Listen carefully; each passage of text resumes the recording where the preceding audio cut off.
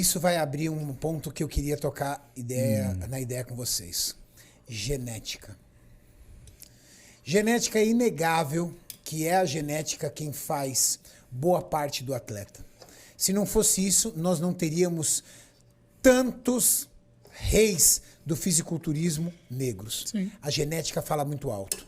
Mas o que eu queria, Muzi, explica pra galera por que a genética influencia tanto no ganho de massa muscular. Por que às vezes um indivíduo com tão pouco estímulo consegue tantos resultados e outros se sacrificam tanto, lutam tanto para ter resultado? Por que um ectomorfo precisa ingerir 4.000, 5.000 calorias para subir o peso, se o basal dele é de apenas 1.700, 2.000 calorias? Não seria 20% acima do basal para ele já ter um superávit calórico? Por que ele tem que dobrar as calorias? Genética e musculação. Bom, vamos começar com a pergunta. Como é que é o nome do menino? Rodrigo Prado. Rodrigo. Bom, primeira coisa que ele notou, né? O atleta... Eu tenho dúvidas se fala negro ou preto por causa de toda essa discussão hoje. Eu não sei. Fala preto, porra. Pronto, preto, porra. Então, Isso aí. o fato é que o atleta preto, ele tem duas coisas, né, que são patentes no ser humano proveniente da África, né, no Homo sapiens que vem da África. Ele tem sapiens sapiens, né? O africano, né, de uma forma geral, primeiro, ele tem níveis de DHT maiores. Por isso que quando você... Caramba! E isso influi, por exemplo... Gineco. Não necessariamente só gineco, viu, Júlio? Ele interfere, por exemplo, se você pegar qualquer exame de sangue que medir creatinina, Também. você vai ver que tem lá afrodescendentes e caucasianos, tá? E aí você pega isso daí, é a primeira coisa. Quando você vê o risco das doenças que acometem população afrodescendente, também é diferente. Você vê que, por exemplo, o branco caucasiano, ele morre mais de câncer. O afrodescendente, ele morre mais de doença cardiovascular. Pressão Verdade. Exatamente. Pressão alta, você Eu bateu exatamente onde eu queria. alta. Com Por 20 quê? anos eu já tinha.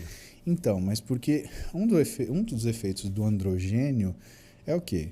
É alterar a pressão arterial. Outra coisa que o androgênio faz é, como existe o músculo que mais tem receptor androgênico é o coração. Logo, espera-se que seja também o músculo que mais sofre com alterações nas variações dos títulos de hormônios androgênicos no nosso sangue. Então, faz sentido você ver uma população afrodescendente que tem mais doença relacionada à pressão, mais doença cardíaca, mais doença prostática, menos risco de câncer. E você olha uma outra coisa interessante, que é do ponto de vista anatômico. Você sabia que população afrodescendente chega a ter músculos a mais do que caucasianos? Então, um afrodescendente, um preto, ele tem, por exemplo, 2 palmares longos. Muitas vezes você encontra 2 tibiais anteriores. Você pode discutir isso se é evolutivo ou não, né? Do ponto de vista, mas é uma população que na origem, lá no período cenozoico, na origem do homem, era mais caçador, então precisava correr, então está mais adaptada à velocidade. E assim, vai olhar nos esportes que são de velocidade... É imbatível. Predominante. Não tem jeito, cara. Não dá. Você pega, por exemplo, tudo bem, né? Se você vai para a Jamaica, o futebol deles é corrida. Então, não é à toa que os grandes corredores sejam jamaicanos. Mas também não é coincidência que todos sejam afrodescendentes, meu amigo. Mas me explica então por que o maratonista, o queniano, dá sempre de longe. Porque você Porque está ele falando... tem uma estrutura fina, você vê que a genética fala, não tem jeito. Genética Então, mais mas aí clima. você está falando... Genética mais clima? E você está falando Clima. também de capacidade física, Renato. Então, né, por conta também de um nível diferenciado de hormônio, você também vai ter uma capacidade física diferenciada. Não só, né, esportes de força.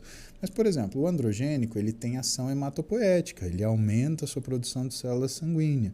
O que um cara que corre, por exemplo, precisa? Ele precisa de célula sanguínea para transportar oxigênio. Uma coisa é você ser um sujeito que tem um hematócrito, por exemplo, que é célula vermelha no sangue, de, 37. Outra coisa é você ser um cara que tem 48. Né? A quantidade de oxigênio que você transporta é muito maior. Tipos de fibra predominante. Isso daí é uma discussão muito antiga e muito grande, porque existe uma tentativa de criar essa classificação. Claro que tem alguns trabalhos que dão isso como certeza, mas existe uma homogeneidade entre as etnias, né? Raça, só para deixar claro, só tem uma, humana. Tá? Então a gente chama de etnia. Né? Certo é isso. Então, quando você compara as etnias, existe uma homogeneidade. Recentemente teve uma polêmica, né? Eu fiz um post sobre a deltoide, falei da predominância das fibras de resistência no deltoide, e aí já veio um monte de gente, polícia do Instagram, isso está errado, porque a predominância é de célula de força. Então, e aí eu mostrei o seguinte, inclusive os artigos que estão relacionados a isso. Que o que existe, na verdade, quando você olha o deltoide, é uma predominância. Se você for ver o tipo de célula muscular, de fibra oxidativa, fibra vermelha. Você só vai ter superioridade, e assim, discutível de fibra de força, se você chamar a fibra de transição de fibra branca. Então, para o leigo que está assistindo a gente tem basicamente, é um leque, na verdade, é um degradê, mas entendam de forma didática. 3 tipos de fibra. A gente tem uma fibra oxidativa, que é a fibra que faz, por exemplo, a atividade aeróbica. A gente tem uma fibra de força, que é a fibra branca, né, que ela é glicolítica anaeróbica, tá? Que ela faz força. E a gente tem uma fibra de transição, que se você estimular a força, ela gera força. Se você estimular a oxidação, ela gera oxidação. Mas você concorda que se você tem uma fibra de transição e que se ela pode ser qualquer uma das coisas, você pode somar com qualquer uma das fibras, então Claro. eu também posso somar com a oxidativa. Claro. Você só vai ter uma fibra de transição que tende à fibra de força se você for um cara que simplesmente treina só força. Mas se você no seu treinamento, em algum momento, você treina baixo intervalo entre séries, e se você treinar um número mais alto de repetições, você está estimulando essa fibra a ficar no meio termo ainda. Né?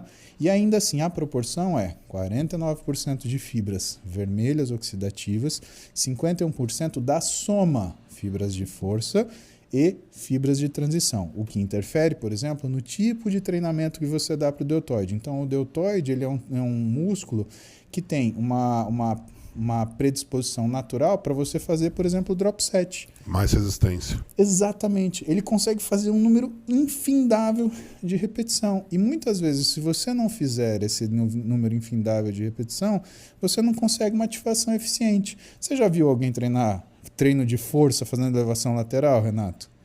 Então o cara chega para mim e fala, não, a maioria é fibra de força. Tá bom, então faz um treino de força com elevação lateral, me mostra. Elevação lateral encaixa muito bem, é muita repetição. Exatamente, né?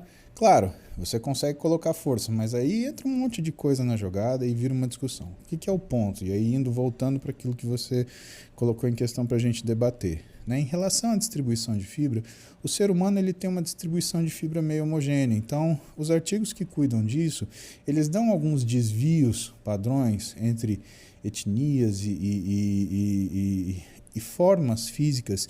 E muito interessante, tá? Idade. E eles mostram que a idade é o fator predominante. Então, não interessa se você é preto, branco, amarelo, verde, rosa, cor de abóbora. Interessa se você tem 20, 30, 40, 60, 80 anos. E quanto mais você envelhece, existe uma diminuição das fibras de força e uma predominância, portanto, das fibras oxidativas. O que a gente observa, por exemplo, quando você passa num consultório de geriatria. Por quê? Quando você avalia fisicamente o seu paciente, que é um paciente idoso, você nota o seguinte do ponto de vista prático da atividade física. Se você soltar ele numa pracinha para dar 20 voltas na pracinha, ele dará 20 voltas na pracinha. Só que se ele sentar no banco da praça, talvez ele não levante. Ou se levantar, ele vai fazer um esforço tremendo para conseguir levantar. Ué, mas como é que um cara que está 20 voltas na pracinha, ele não tem força para levantar do banco? O que explica...